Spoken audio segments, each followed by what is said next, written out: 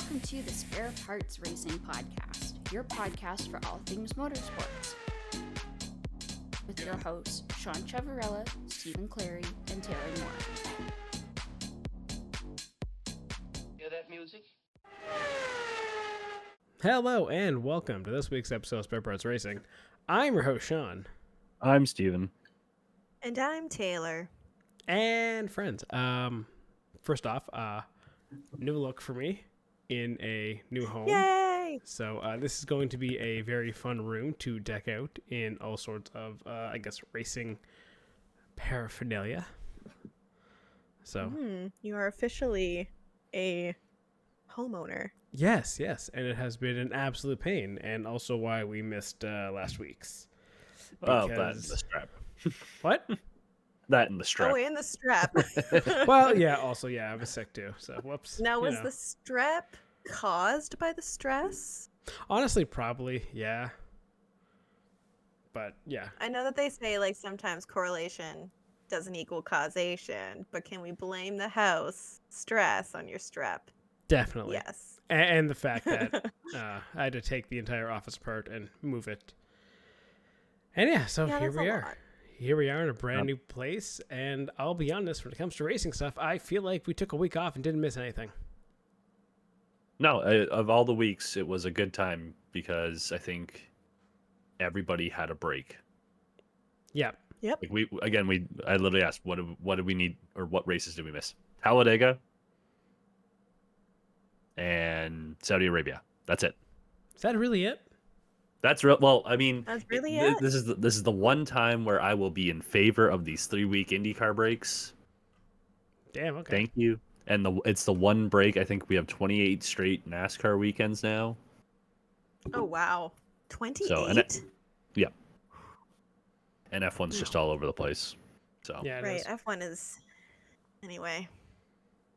Yeah, F1. I mean, what day is it, guys? it's gonna be May. It's gonna be May. There you go. But yeah, it is May, and May, I think, is looking like a very good month for racing. Is it not? It's the best The month. month of May. But we have like a whole bunch of things coming up, I thought. Well, we get Yeah. Motorsports Christmas in May, right? Yes. Yay! So, Yep, and we're back to triple header this weekend, right? yep. Yep. We got Barber, you got Texas for NASCAR, and then Miami. I think that's yeah, this Miami. weekend. It is. Woo. We're back into the triple headers. I mean, but with Miami, you're at least getting some really fun liveries. Right, Taylor? There's one Right, fun Taylor? livery. Isn't there some fun One. liveries for this week? There is disgusting liveries that we can talk about, and then there's one good one. I think let's start with that. Let's talk about your team deciding. What are they doing? Ferrari deciding, Ew. you know what? Everyone hated the blue in our car. You know what we need? More blue. Not even just the fact that it's more. We just need to fully half-ass it. And it's like, well, then they said it was a co-designed livery, and I'm like, okay, so what happened? HP wrote in their contract that, like, for one race a year, they just get to go ham on the design? Like, ugh. What are you doing? It's so gross. So gross. I really hate this Ferrari HP sponsorship, and I wish them nothing but pain as long as they have it. Yeah. And I don't know what I hate more. Like, well, no, you know what? I hate them both equally. The car is awful, but the suits are also just HP. It's just Like, blue and white, isn't it? It It's just looks blue and white. It looks like something from Williams from like 5 years ago. Yeah. Yes. Charles misses Carlos so much. They You have just to copy him. Yep, just had to put him in the Williams. But no, like, I would respect them more if they just did what they did with the racing suits and just went with the all blue and white. Like, it looks horrible because you're trying to mix two concepts. Yeah, that's true. Either With- if you full commit the blue, fine. Do it for a race. Make it a weird one where you were blue for a race. Fine. Yep. Yeah, I can live with that. Don't half-ass two things, whole-ass one thing. Yes. Simple. Thank you, Parks And if Rec. it's exactly. I think that is the main problem, Steven, that you said. Like, it's the mixing of the two. Like, your Ferrari red, but then HP's in here like maybe just the back half will be us. It just doesn't work. It's awful. Yeah. Like I don't think anybody said good things about it either. Like the internet is just a hater. Because there is so much to hate. Like it just doesn't look There good. is. Yeah, and I will say it is hard to have a, like, whoever designed it, it is a hard job to try and have a main sponsor with that color and also stick to your roots of scarlet red. Like, because the V-Carbs, or the Racing Bulls, or whatever the fuck we're calling them this week, their car looks great. Admittedly, much easier job considering your base is white and all you're doing is basically swapping blue for pink. It's much easier car. job. It looks fantastic. But it looks great. Yeah. It looks fabulous. I love the V-Carb livery for this weekend. It's fantastic. I can't wait to see it on track. That's how you do a one-off livery. Ferrari, take notes. In the past, you've done great, but like maybe it's HP take notes. Well, like, okay, I feel like Ferrari is currently fucking making these liveries by committee. It's like 10 guys in a room being like, oh, we need to have this. We need to have this. Oh, you forgot about this. V-Carb, they're like, hey, Ted, I don't know, make us a pink car. And they just go, okay, bam. And it looks great. And you can tell whoever is working on the liveries for V-Carb, or was it AlphaTauri, or all the way back to Toro Rosso, always slapped. They always put effort into their liveries. I do have one problem with this V-Carb livery, though. What's that? Oh? The rims. Oh, I didn't. The hot on the rims. If you look at the rims, they are actually the tops, because I perfectly have one here, they are tops of cans. Oh my god, I see it. Oh, yes, now I see it. They are a can top. That is the only thing holding back those. I would have honestly preferred pure pink rims. Ew, I don't like it at all. That's awful. I am happy I ruined that for you. Oh. I mean, oh, I see. Now I'm understanding why it's pink. It's because of the summer edition. Yep. Now I see it. I'm going to be honest. I was like, wow, maybe they did a partnership with Barbie, and that's great. It's a perfect Barbie the internet pink. thinks so. Have you seen the Barbie memes for it? Oh. Actually, V-Carb themselves did a Hi there, Barbie. Yeah, Barbie. With Hajar and Lawson. Yes. So I hate it. I hate the rims. You're so right. They are awful. 100%. However, that's so sad because it was so great otherwise. But it's so much better than Ferrari. So like, and that's also why it gets a pass. Is that, you know what? They had fun with it and they did something and it works. Yeah. Yes, it's promotion. Yet so is HP, and yet the Ferrari one's better. Sorry, the Ferrari one's better. Why did I say Ferrari one's better? The V-Carb one is better than the Ferrari one. Okay. I think I had a stroke there. Yes. Anyway. That's okay. God. Also, only other gripe, why do we have to do all these little one-offs for random races? Something like Monaco, I can get. I think we got to start keeping track of how many one-off liveries there are per year already. Because how many have we had? We've already had Red Bull in Japan. We had Haas in Japan. We have Ferrari now. We have V-Carb now. Stakes is technically a one-off. So the only reason I didn't bring it up, it's basically the same, except that what they did is basically rather than having straight lines, it's just the splatter art. Essentially, it's not really any different. No, the worst thing about half these liveries are like, what's that? And like the stake one with the splatter one. I'm pretty sure like Sauber or like the team is just using liveries from the F1 Manager game. Oh, possibly. Or not the F1 Manager game, the Motorsports Manager one. You know, like Steven, the one we used to play years ago? Yeah. Because there is a splatter livery in there. There is one that looks like just like they have right now with like the kind of like the two-tone, depending on which side you look at kind of thing. I'm pretty sure no one's actually making a livery and they're just using the game and just being like, yeah, that works. Well, I know what I'm doing after this. Making liveries. See if it's exact. See how close I can get it. Honestly, I think you'll be surprised because from my memory of that game, I'm pretty sure they're almost taking it exactly from the game. The problem will be finding the right hex color for the or hex code for the colors. So, good luck with that one. It won't be hard. It's black and green. Yeah, that's fair. Black is easy. It's the Black and- green that you might have trouble with. The lime green. Although, I'm sure the internet AI would get it for you. Plug it in. It'll tell you. Oh my god. Sorry, I'm also just seeing Lando's disco ball helmet. What? I didn't Yeah. see that. Yeah, I did see that too. Hold on. There is so much shit happening. Lando helmet Miami. Well, they do helmets all the time, right? Yeah. But this is Remember when they banned one-off helmets? Maybe Honestly, we need to I've do been that saving again. this, but like, I'm just gonna say, like, I'm cracking the beer for this. Wait. This cannot be real. Oh, but it is. It is. Ew. I hate this. Do I hate this more than the Ferrari livery? Is that distracting? It has to be, right? Like, with the sun in Miami?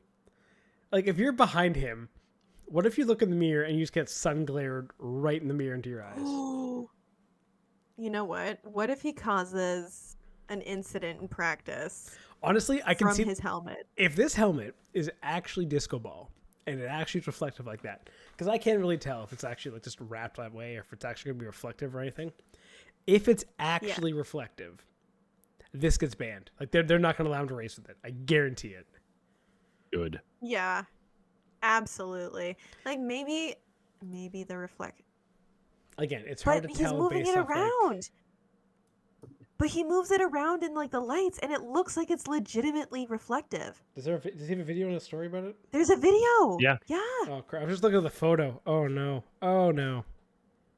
No, the video. It's like a legit disco ball. This can't be legal. Yeah, that's getting banned. Like, I guarantee that's getting yeah. banned. There's no way the FIA is There's going to no allow way. that. There's no way. He's gonna be blinding drivers. That's hilarious still. Oh my I god. don't get it. Ugh. Miami is already shaping up to be a fun week without anything on the track to ruin it. Like, so we have all these great liveries to talk about. We got Max apparently missing it to be a dad again. Do you see that? Max is apparently missing, I guess, all the driver stuff, I think, today. Oh, because he's like the baby is gonna be born? I believe so.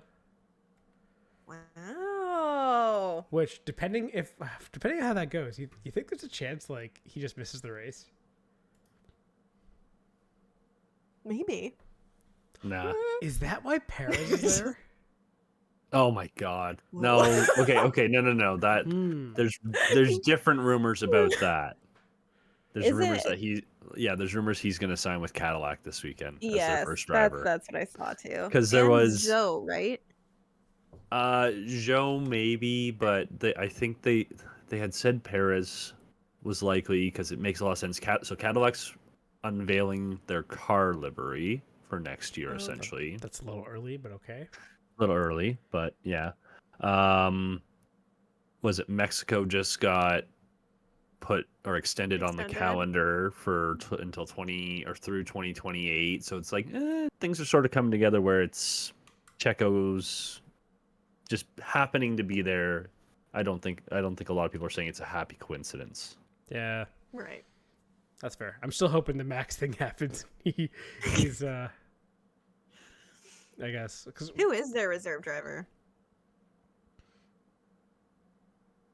V-carb? Anyone? Oh. At this point, just put Hadger there I to guess. complete the complete the Complete roster. the cycle. Everyone's gotten a shot. And then Paris can be the last Infinity driver to get in there. No, nothing with the Infinity driver. Fine, lame. No. But yeah, so I think that's a good conversation to have on Perez into Cadillac. Do you think that's a good move? Is that the move you would make? What do you think about it, basically? Again, it's not announced. There's nothing confirmed. Yeah. Mm-hmm. But if there's a lot of rumors pointing to it. Let's say it happens. Is that really good? Could be worse, right? I guess it could be worse, but like, could we also not be giving this opportunity to people who haven't been in F1? You know, like who deserve a shot? I mean, there's a lot of young drivers who are looking for seats, who would love to be there. Do we really have to give... I'm not saying that Sergio's a bad driver, but like the way he ended his career in F1 with Red Bull wasn't great. So I wouldn't be putting a lot of faith behind a driver who was like kind of going downhill in performance. So, and like there's just a lot of young drivers out there who otherwise like may not be like getting the chance, because if they're not in one of the systems like Ferrari or in the Red Bull system, I think it's harder to kind of break into that. And having a new team coming on is two great opportunities for like new talent to come into the sport. Do we really need to recycle old talent? You can, in the fact that it's a driver that has performed on a top team, understands what a car should be, and can give you feedback while also giving you cash flow in your first year. Yeah, it's all about the cash. We know this. Yeah, so like I don't hate it. I think if you do have Checo in there, you're not bringing in Zhou. I still think that one of the, or I won't say the second seat, one of the seats, I think they're going to hold out for an American driver as long as possible.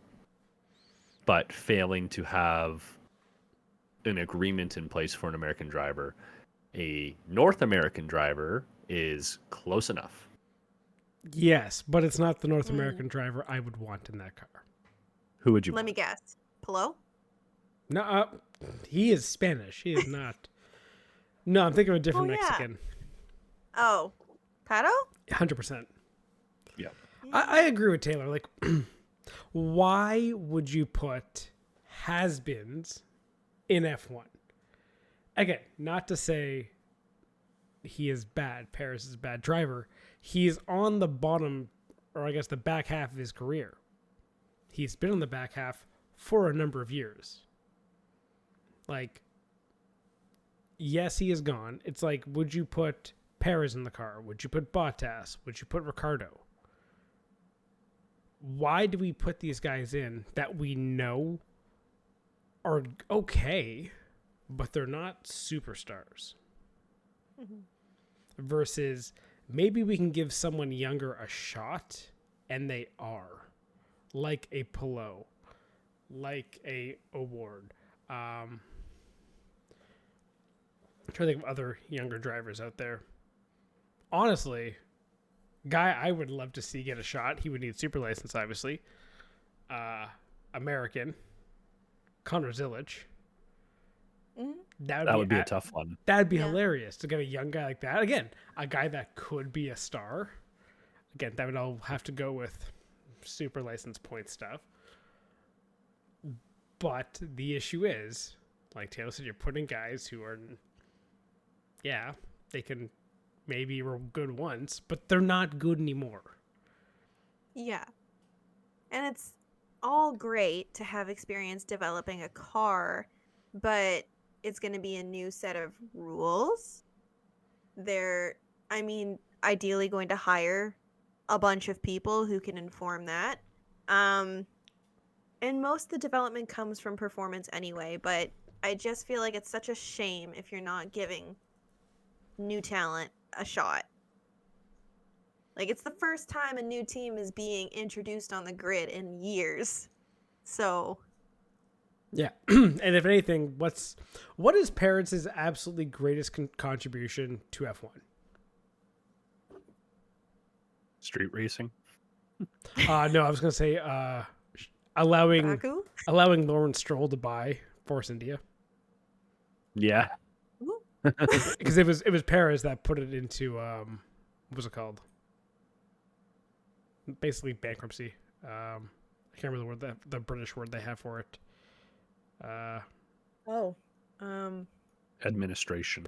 Yes, administration. Administration. Yes. Administration. But yeah, it was his doing. They did that. So that's his greatest achievement, is destroying the team he had raced on forever and allowing it to be bought by someone else who has turned it into the exact same team it was, being a perennial midfield team. And here we are. Yeah. Here we are. I mean, they are getting the Honda engines, so you never know. The rise of Aston Martin. I'll believe it when I see it. But yeah, like I think the Perez thing is, I think Steven might have nailed it with the money side of it. It's always about money. If you're bringing in a young, like, who's a young driver right now that has strong financial backing?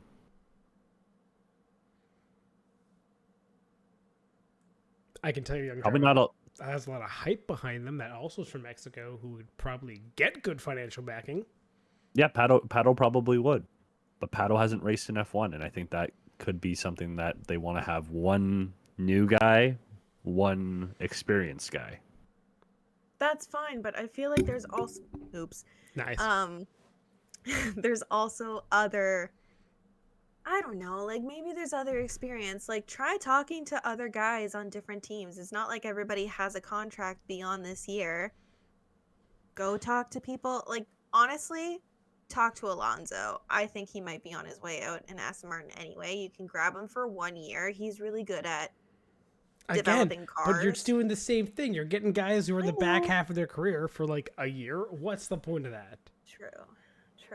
Like, what's the point of bringing a guy in? No, what's the point of bringing a guy in that is old, who is not a long-term project there, just to like teach people the ropes? When he's gone, the ropes will change. Mm-hmm. True. So again, that's what's a great the point? Okay, so I've got the solution. I know exactly who they can poach. Lance Stroll. Get him in there. He's got the best. I don't think Stroll would be the option. No, Stroll wouldn't be the option. I know. Again, because if you're bringing him in, he wouldn't be there for long. Like, he'd be 2 years, he's poached for someone else. I would say, honestly, go the Red Bull route and bring 2 young guys in who will knife each other for the top spot. Like, yeah, if you honestly, I agree with that. If you were bringing 2 guys into F1 as a new team, their combined age should be under 54. Yeah. Both in the early 20s. Yeah, absolutely. Yeah. I'd almost say under 50. I thought of that, but I was like, how old's Pato? Isn't he like...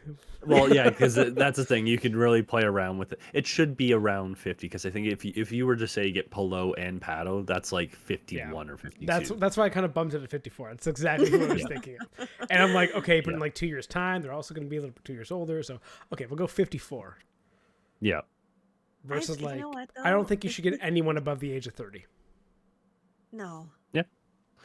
I mean, you look at how the young drivers are performing this year. Like, Kimi's looked good in the Mercedes. Yep. Behrman's been wow in the Haas. Yep. Bortoletto, I mean, he's doing what he can. That Sauber's nothing to write home about. No. Yeah. Unfortunately. Hadjar's looked great too. Hadjar after Australia has looked good. He's been arguably the second best Red Bull driver. Mm-hmm. Yep. Yeah. Honestly, I think at this point, it's bring in new talent. Like, there's so many people who just don't get the opportunity to be in F1 because, like, F1 is just so, like, small, if that makes sense. And they end up just kind of recycling the same names for years and years and years, and it's just so hard to break in. Like, just give some young guys a shot. Yeah, also, like, I would say we're also discounting, I think, F2 as well. Young talent there as well. I know we don't follow F2 as well, and it's hard for us to really know who the talent is. But if you could find someone there, you could get maybe a young guy from North America, young guy coming out of Europe. Just get two drivers who are going to basically knife each other. Now, if they go and say, we're signing Perez, okay, that's fine. And then you boot him to a reserve driver because you got two other drivers, I'd be fine with that too. Yeah, that's fine. Like, as the reserve driver, I think that's fine. Yeah. But, yeah, just not as, like, the main guy. I think if you had him as a reserve driver and then you could have two younger guys to, like, he could coach also, that'd be that could be a very good role for Perez. Like, I know this hasn't happened, and I'm very curious to see what this Perez announcement is. Mm-hmm. If he is number one driver for Cadillac, formerly Andretti bullshit shenanigans, River Towers. Cadillac F1 sponsored by Andretti. Brought to you by Andretti, not Andretti now. Isn't it TWG or something like that? I don't know. What? Are they changing the name? Yeah, because didn't Andretti Global change its name to like TWG Global? It's like Dan Towers took over. It says that it's still Andretti Global. Oh, owner TWG Motorsports. Yeah. That's what it is. Okay. Got you. Anyway, it should be interesting to see what happens to Perez. Mm-hmm. I guess the only other F1 question is Franco Colapinto coming in?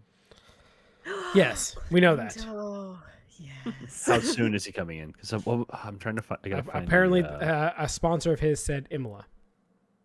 Yes. Okay. Imola. Oh, Colapinto. He's a really good driver. So I maybe really like him. You know what that means if it's Imola, right? What? Next Yeah. race. Yeah, next race. Yep. So. Well, it was. We knew it was going to happen. The writing was on the wall. I don't really have a whole lot to say. Like, yeah, if it happens, it happens. Yeah, Duan hasn't been great. If Colapinto comes in and shits the bed also, Oh, yeah. Then Alpine has problems definitely on their hands. Yeah. But they have money, so you know. True, they do have money. And as we know in F1, money's all that matters. But also, Alpine mismanaging drivers also is not a shock. Yeah, that's true. Looking at you, Oscar Piastri. Oh. Yep. I'm waiting for that whole thing to explode, so we'll see. I'm just waiting for it to get testy between the two of them. I'll give it this weekend. They come together. I wouldn't be surprised. I like that.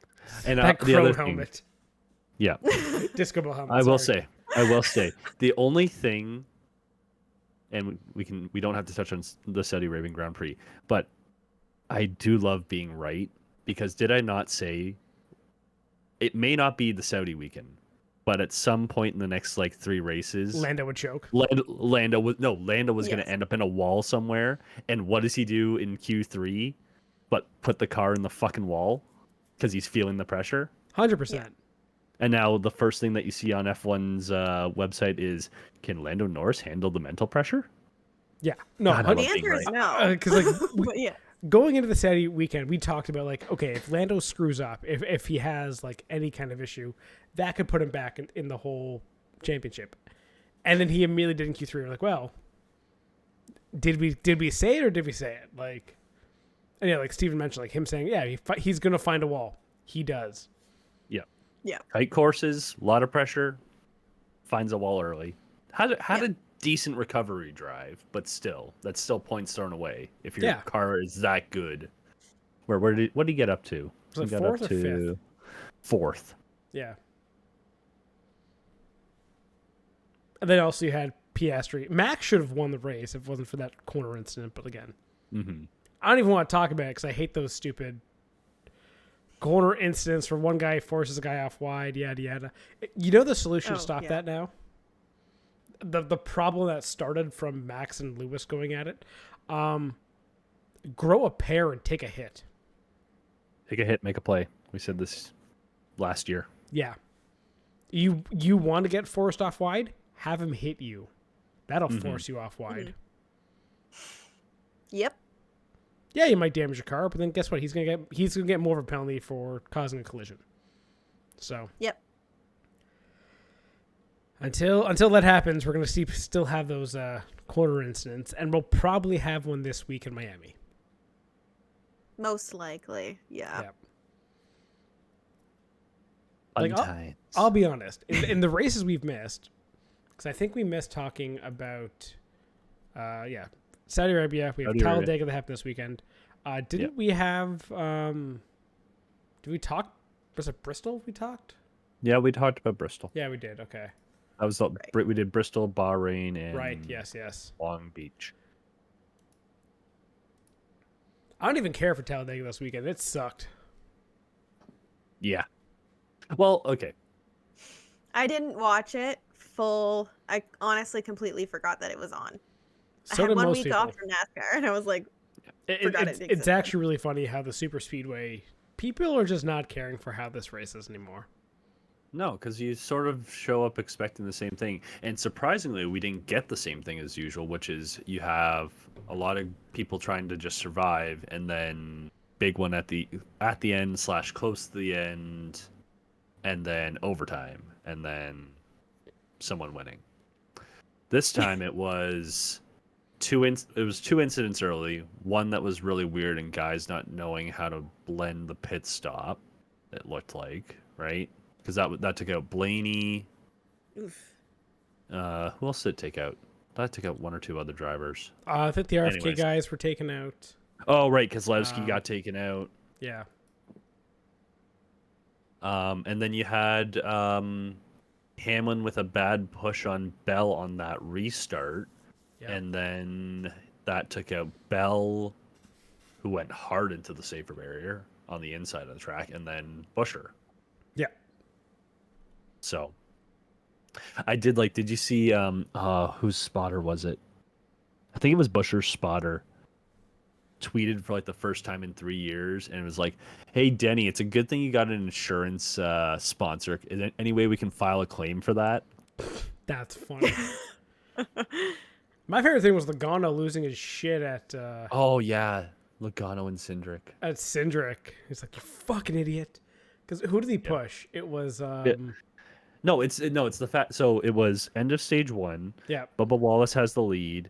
Logano shifted up to the outside Cindric and was didn't trying go to get with in him. front of Cindric. Cindric backed off and took his foot off out of the gas. He stayed with Bubba though. And- He pushed Bubba to the stage one. No, he didn't really.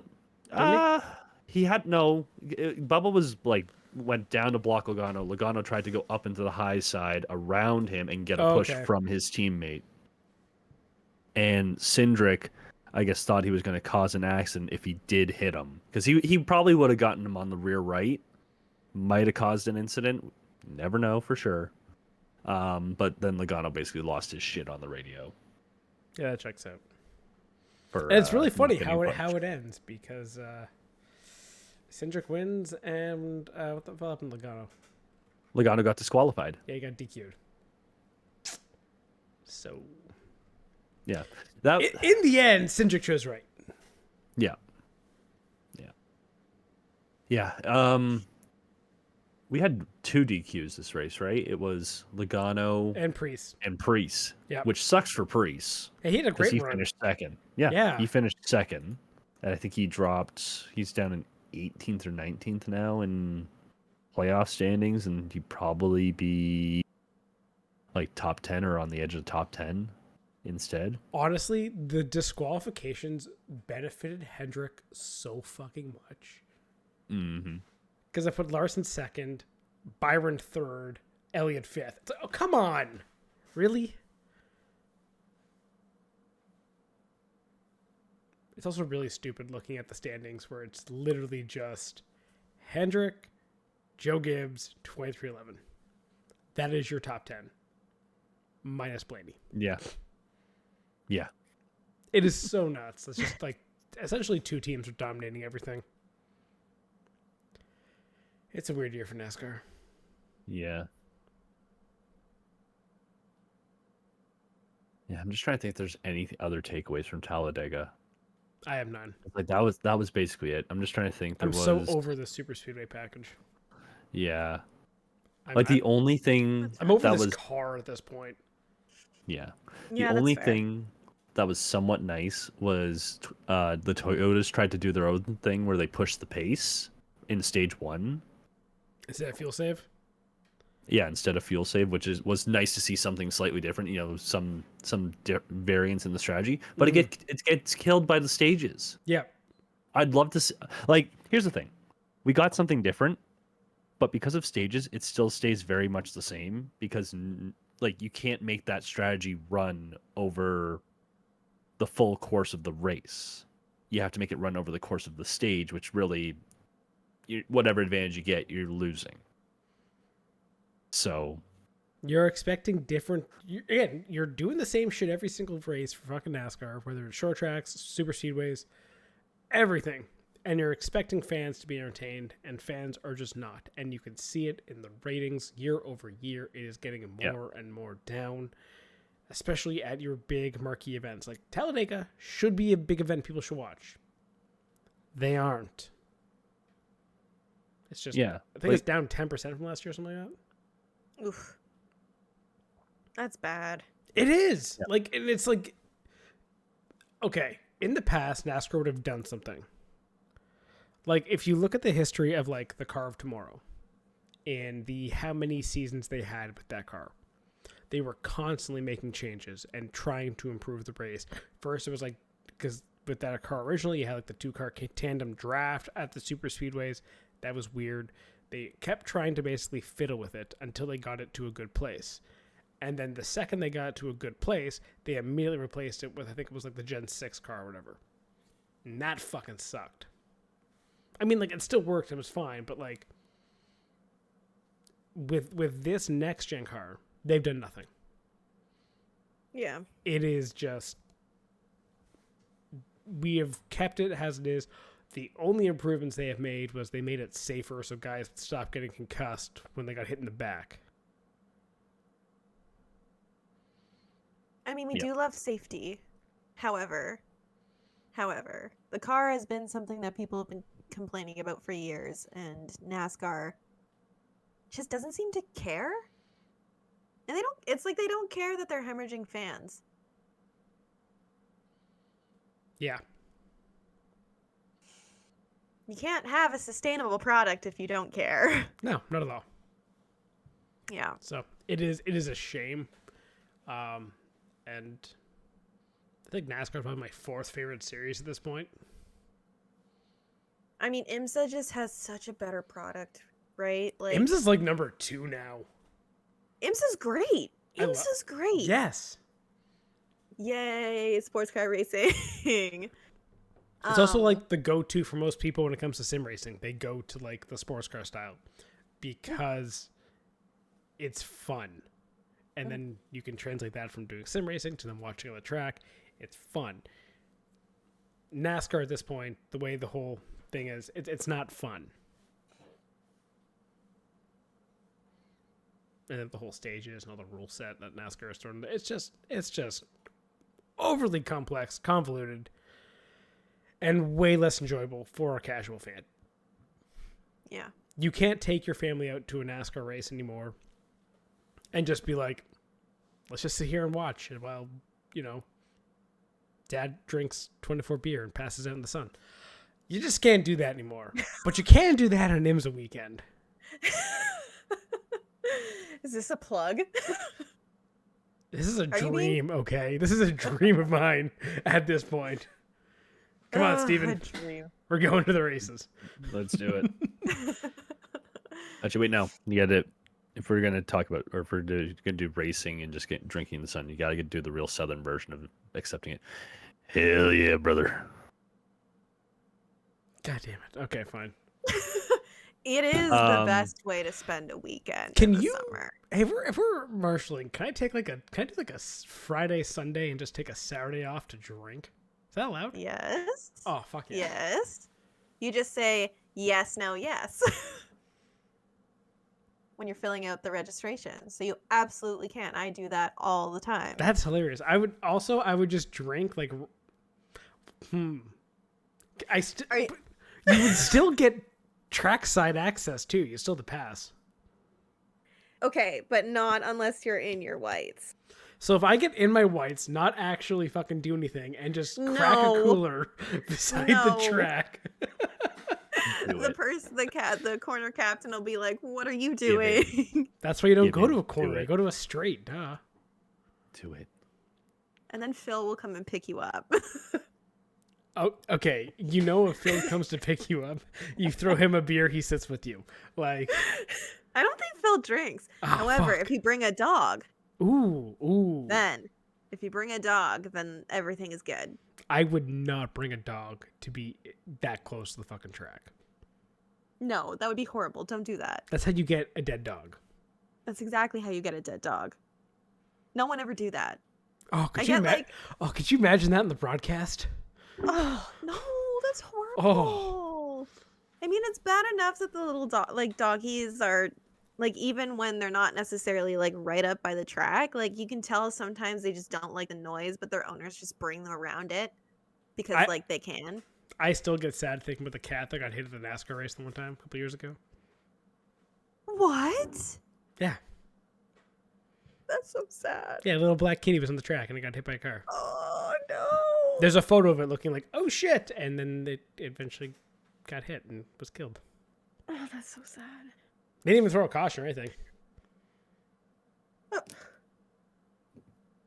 That's just like so typical NASCAR. I know. Anyway. A couple last things to talk about. There was some IndyCar testing. Oh, right. Yes. All right, where's Kiffin? It's me.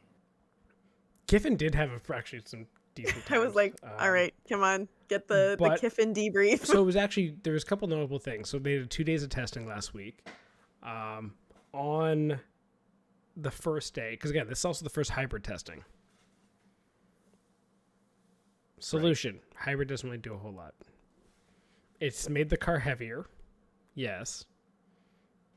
I think it's definitely changed the weight dynamics of it. Like the weight balance of the cars. But the fun thing they got to do, which was a first time ever really, on the second day of testing for the morning, they gave them the qualifying boost.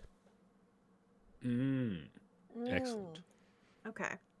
So we got to see guys running in the 230s. Which is nice to see, because, like, honestly, it didn't seem like it did a whole lot of change the car speeds. You don't know how much cars are trimming out, what the actual setups are, but they were still hitting in the 230s, which is nice. They're not hitting, like, that's fun. I guess 234s or something, but you don't know what cars are doing, right? So, yeah, it was good to see that they had the boost, because usually they only get the qualifying boost on Fast Friday, right? They get it the day before qualifying, and it's okay, now you get to figure it out. So the fact that they gave it to them, I think, in this test, I think that's also really showing that IndyCar wants to put a big number for qualifying up on the board. Yeah. Yeah. They want teams to have this data now, get more data Fast Friday, and then put it towards a good qualifying. Good. So Makes it a lot more fun. yes. Also notably, Larson hit the wall. He wrecked his car. Oh. His hit wasn't that bad. Just kind of like he kind of seemed to go high and just kind of caught it out and clipped the wall, broke the rear, went around. Wasn't that bad. Sato hit the wall also, like literally right after so Larson crashed. About like a 15-minute delay. They cleared it up. Okay. They go green. Within like 5 minutes, Sato hits the wall too. Sato junked the car. Yeah. Like, Yikes. Who's he with? Was it Ray Hall he's with? I can't remember who Sato's racing with the 500. I think it's Ray Hall. But anyway, the team already announced they have to build a brand new car. Like this was the Indy 500 specific car that they had been like building. Yeah, done. Oh my gosh. I think Larson's like it was mostly just like suspension damage, so that tub is still going to be his 500 tub. But Sato's is done. Junked. So that's fun. First day. Oh, That could be the second day. Yeah. that's not Either a way. good start. I No. guess realistically, if you're going to do it, it gives them 4 weeks now to figure it out, or 3 weeks, I guess, to figure it out. Versus Also, it was good. Overnight. I think it's good training for the safety team in regards to like responding to oval crash with the hybrid. That's a good experience to have, right? Yep.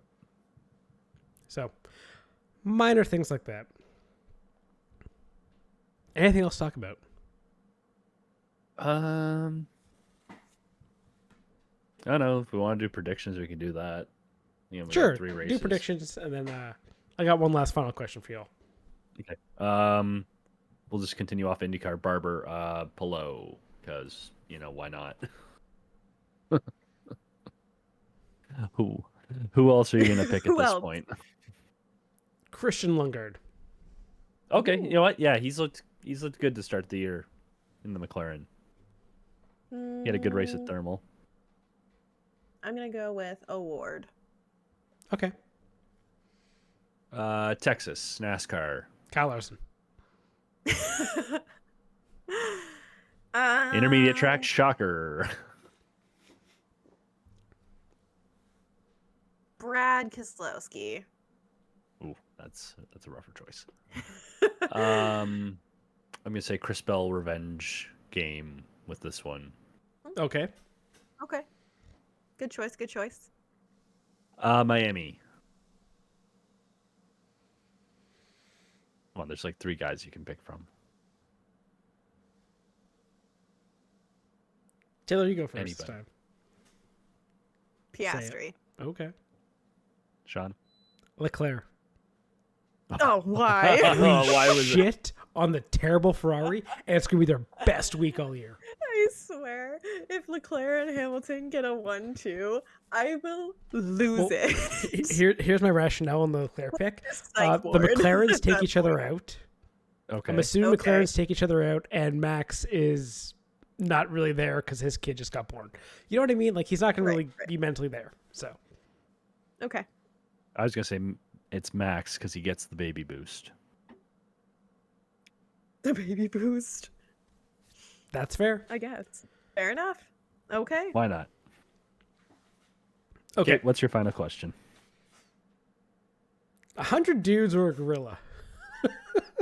What? Have you not seen that going on the internet? No. The whole who wins in a fight, 100 like random men or one gorilla. Oh, gorilla. 100%. I don't know why the Yeah. hell people think It's the it gorilla. would go any other way. What are we talking about here? Like, what do you mean people think that the 100 guys could beat the one gorilla? There is no way. No. It's just a dumb thing. To make it motorsports related, which grid of drivers would stand the most chance against the gorilla? NASCAR. NASCAR. There's more of NASCAR them.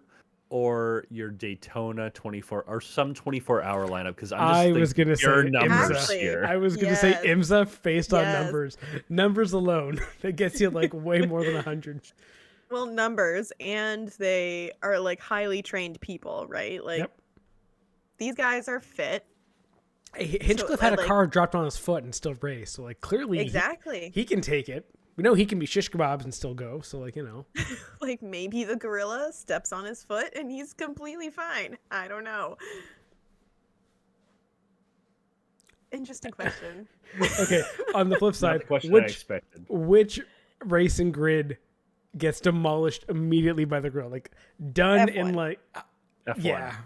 That or F2. I might give it to F2. Maybe, because they're like babies. If we're going the biggest series in each one, I say F1, because I feel like the gorilla like nudges one of them and they start complaining on a radio. He pushed me off. He pushed me off. We are checking. Michael, I have it printed out. The gorilla was. We are breaking the thinking rules. plan B. We are thinking plan B as you see just like, I don't know, Albin ripped in half in front of him from the gorilla.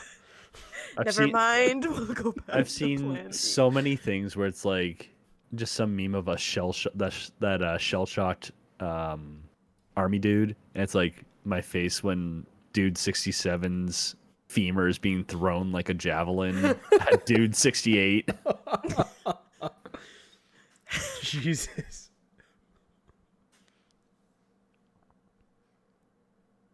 It is bad. I also thought of the worst series that would get demolished also immediately.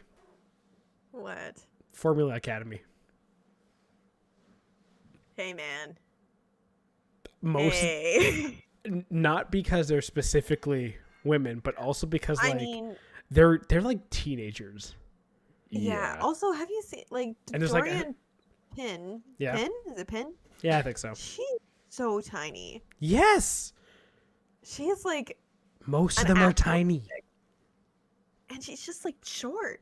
Like I think she's shorter than me. Maybe not. F1 at least has Ocon and Russell. They're both tall dudes, right? They're both tall dudes, right? They're not just like Ocon, Oh, Russell. I right, think okay, Stroll's like they're 6'1". yeah. They got some height in the lineup. I like how Russell isn't he like 6'2", but like that's tall for F1. Anyway, I thought it was a fun one to end on. Yeah. Not the question I expected. Gotta keep you on your toes, you know. Yep. Anyway, I guess on that note, thank you very much for listening to this week's episode. We'll be back next week to talk all things motorsports. Thank you and goodbye. Thank you for tuning in to the Spare Parts Racing Podcast. Remember to subscribe so you don't miss an episode, and follow the show on Twitter at Spare Parts Racing. That's Spare Parts RACIN, and on TikTok at Spare Parts Pod. Follow the hosts at Sean Chavarella, at Stephen Clary, and at Tay Moore.